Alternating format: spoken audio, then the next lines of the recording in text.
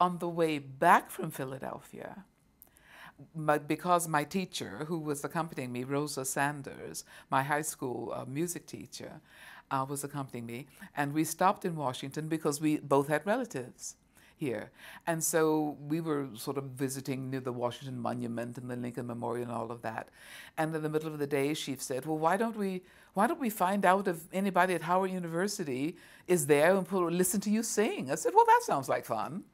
You know, at that time, you don't care that you're tired and, you know, sort of perspiring from having sort of been sort of sightseeing all day long. It never occurs to you that you can't sing. And so she knew one of the professors at Howard because he had been a professor at Payne College in Augusta when she had been a student, and that's where she'd gone to school. So we just called this person. Dean Fax was his name, Mark Fax. And by now he was on faculty at the College of Fine Arts at Howard.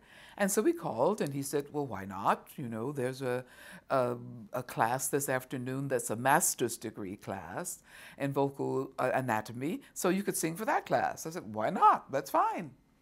So along we went and sang for that class, interrupted, you know, their studies and just sort of knocked on the door, and the professor at the time was told, you know, that I was there, and so she welcomed us into the class where there was a small piano, and I sort of sang a few songs.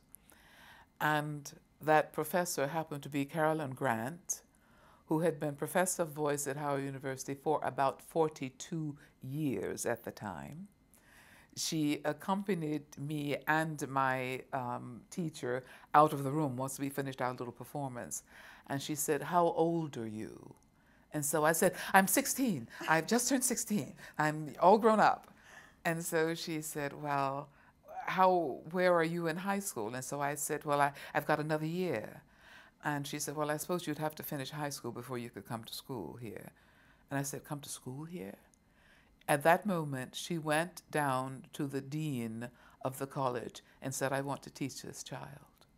Make sure that she comes to Howard University. That's how I happen to have a scholarship to Howard University. I know, it's all fairy tales, isn't it?